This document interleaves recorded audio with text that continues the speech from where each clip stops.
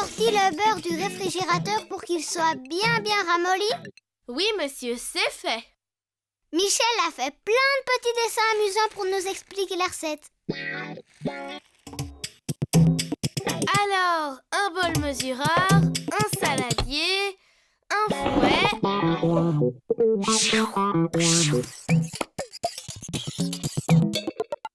Bonjour Michel. Vous êtes des assistants extraordinaires, les enfants. Tu sais, plus tard, je voudrais devenir chef comme toi. Tu es déjà un chef, Bob. Moi, j'aime bien voir les gens se régaler avec ce que j'ai préparé. Ça, c'est le secret des grands chefs. Aimer faire plaisir aux autres. Et qu'est-ce qu'on fait aujourd'hui? Un soufflé au fromage. Vous avez une petite idée de ce que c'est? Quelque chose de fromage qui gonfle? Oui, tu n'es pas loin. On va faire une sorte de crème au fromage qui va gonfler dans le four et devenir toute dorée. Ça, c'est de la magie! Prune, tu as la liste des ingrédients? Oui, pour 4 personnes, il faut 5 œufs, 20 centilitres de lait, 100 g de gruyère râpée, 2 cuillères à soupe de beurre ramolli, 1 cuillère à soupe de farine, sel, poivre. Qui allume le four? Moi! Je le mets à combien? Thermostat 6 ou 180 degrés. J'ai l'impression qu'il va falloir séparer les blancs des jaunes. Oui, mais attention, on met les 5 blancs dans le grand saladier et seulement 4 jaunes dans l'autre bol. On garde le 5e jaune au frais dans un petit récipient pour une autre préparation. Il faut toujours un blanc de plus que les jaunes dans les soufflés. C'est ça, le premier secret. Pourquoi il faut un blanc de plus, Michel?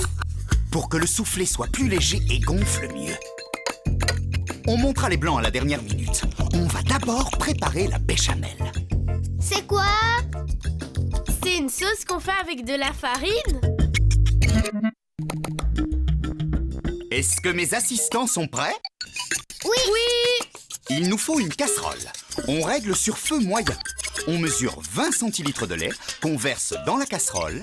On ajoute la cuillère à soupe de farine, merci Prune. Et avec le fouet à main, on mélange bien sans s'arrêter. Et le mélange va épaissir. Comment on sait à quel moment on arrête? Quand la béchamel a la consistance de la crème fraîche, ça prend 4 à 5 minutes. On peut la faire plus ou moins épaisse, ça dépend du soufflé. Pour un soufflé aux épinards, par exemple... Un soufflé aux épinards! Même pas en rêve! Mais c'est délicieux, les épinards! Oui, mais je suis allergique. Vraiment? Toi, un futur grand chef? Oui, je suis allergique à tout ce que j'aime pas. Et Michel, on dirait que c'est bon. Regarde. C'est parfait. Le reste se passe hors du feu. Tu peux mettre un gant, Prune? On met la cuillère à soupe de beurre pendant que c'est chaud? Oui. Et on va ajouter 2 pincées de sel et un peu de poivre. On mélange au beurre. Quel beurre? Il a disparu. Maintenant, Bob, tu vas ajouter les jaunes. Et toi, Prune, tu vas mélanger très vite pour qu'ils ne durcissent pas en petits grumeaux. Je crois que c'est bon. Je te fais confiance, ma grande. On met la préparation de côté et on va battre les blancs en neige. Mais avant, on va ajouter sur les blancs... Un peu de sel. Vous allez bientôt pouvoir vous passer de moi. On commence à vitesse lente pendant 30 secondes. Maintenant à vitesse moyenne jusqu'à ce que les blancs deviennent bien mousseux, mais pas trop fermes. S'ils sont trop fermes, ils retombent à la cuisson. Oh! Ça n'arrivera pas, ne vous inquiétez pas. Vous êtes de vrais chefs. C'est comme des nuages, ça a l'air doux. Tiens, les clowns ont le nez blanc maintenant. C'est nouveau. Parfait, ma chère Prune. On va ajouter le gruyère râpé. Doucement, petit à petit. Prune, tu vas mélanger en soulevant les blancs par en dessous avec la spatule en caoutchouc, délicatement pour ne pas les casser, d'accord? Si on risque de casser les blancs comme tu dis, Michel, alors pourquoi on n'ajoute pas plutôt le fromage à la béchamel? Le deuxième secret pour réussir le soufflé au fromage, c'est de mélanger le fromage au blanc, pas au jaune. Dans la béchamel chaude, le fromage va rendre la pâte élastique. C'est pas très bon quand c'est pas cuit. Alors, on va verser la béchamel délicatement. Et mélanger avec la spatule en caoutchouc, comme pour le fromage râpé.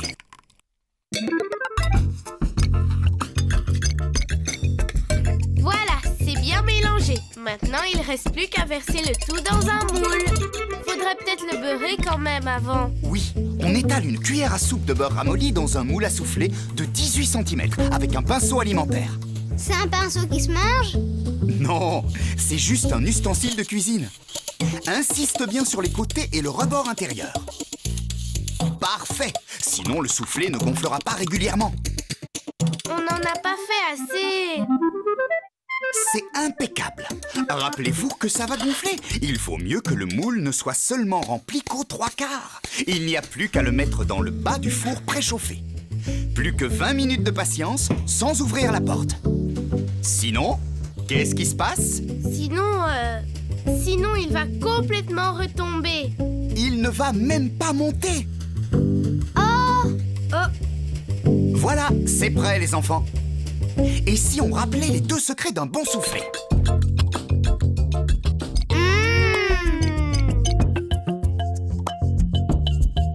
Oh, je sais! Il faut un blanc d'œuf de plus que les jaunes. Et mélanger le fromage au blanc en neige et pas au jaune.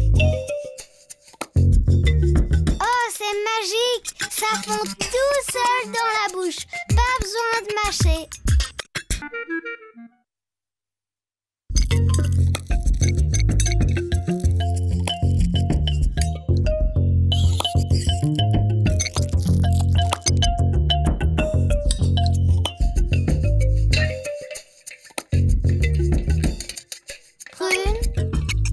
C'est comme ça qu'on fait le caramel.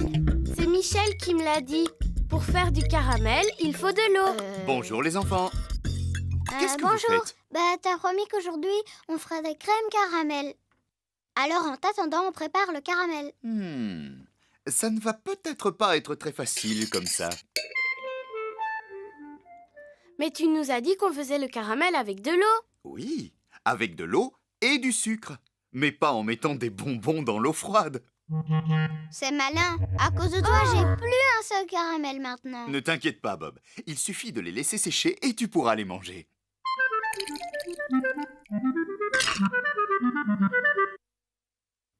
Alors, on l'a fait cette crème caramel? Ouais! Nous avons besoin de 10 œufs, 1 litre de lait, 240 g de sucre en poudre, un bâton de vanille, une cuillère à soupe d'eau et une pincée de sel. Et pour le caramel, 220 g de sucre en poudre, 2 cuillères à soupe d'eau et un quart de citron. Je vous propose de commencer par le caramel. Bob, tu peux mettre 2 cuillères à soupe d'eau dans une casserole moyenne.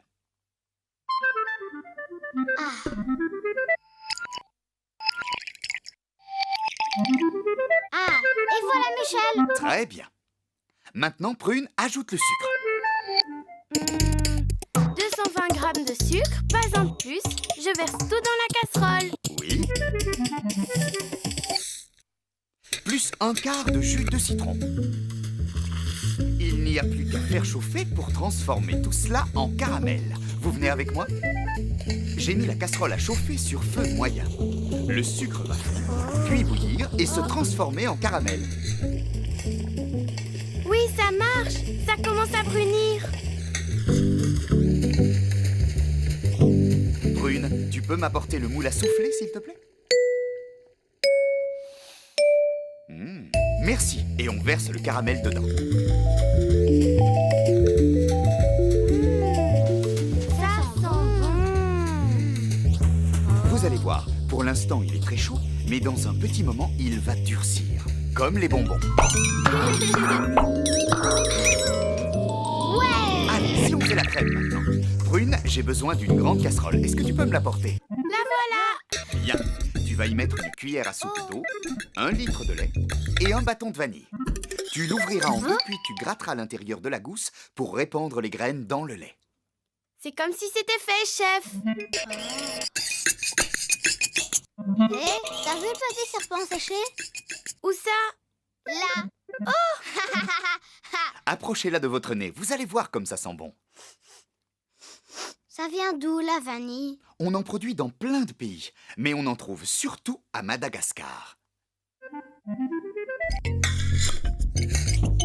Ça y est, j'ai fini. Merci Prune, c'est parfait. On va faire chauffer tout ça sur feu moyen jusqu'à l'ébullition. Michel, c'est où Madagascar? Madagascar, c'est ici. Tu vois cette plante qui s'enroule autour des arbres? Eh bien, c'est ça la vanille. Elle fait partie de la famille des orchidées. Waouh! Savoure. On va éteindre et laisser la vanille infuser lentement dans le lait. Et pendant ce temps, on prépare un récipient qu'on remplira d'eau pour la cuisson au bain-marie. Prune, tu veux bien allumer le four thermostat 5, s'il te plaît? Tout de suite.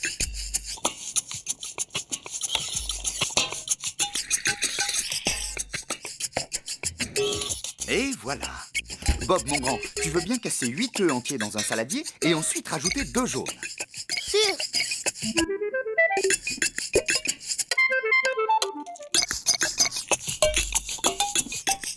Bien.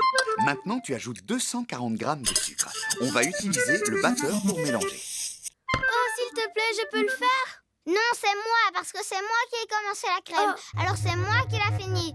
Toi, tu t'es déjà occupé du caramel. C'est même pas vrai. Si, mademoiselle. Doucement, les enfants. On est là pour s'amuser, pas pour se chamailler. Prune, tu peux aller chercher le batteur. Tu vas battre la crème à vitesse moyenne pendant 2 minutes. Bob, je te prête ma montre. Et quand la trotteuse aura fait 2 fois le tour, c'est-à-dire 2 minutes, tu nous préviens, d'accord? C'est très très important. Tu es le maître du temps. Dès que tu es prêt, tu nous le dis. Attention, partez.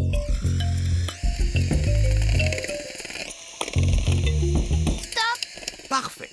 Maintenant, tu vas verser petit à petit le lait tiède sur les œufs. Prune, tu continues de battre encore un peu. Ça me paraît pas mal du tout. Tu peux arrêter maintenant. Bob, tu peux enlever le bâton de vanille avec une cuillère. Voilà. Prune, tu peux verser la crème dans le moule à souffler sur le caramel durci. Vous êtes de vrais chefs, les enfants. Il ne reste plus qu'à mettre le moule au bain-marie. Et oui, c'est ça le secret de ma recette. La crème doit cuire doucement à four moyen. C'est moi qui le fais. Non, non, non. Oh. Je préfère m'en occuper, mon grand. L'eau du bain-marie est bouillante et tu pourrais te brûler.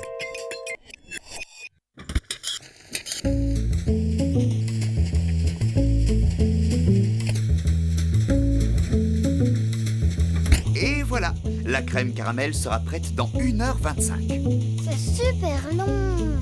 Ben, t'as entendu ce qu'a dit Michel? C'est le secret de la recette. Il faut que ça cuise doucement, tout doucement. Ça y est, c'est prêt? Oui, c'est cuit, mais la crème caramel doit se manger froide. On la fait refroidir à l'air libre avant de lui faire passer 3 heures minimum au réfrigérateur.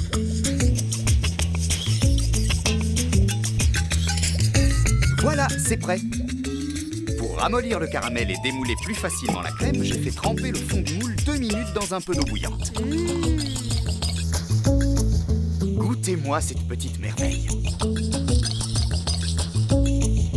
Ça a le même goût que mes bonbons. Mais en meilleur, Michel.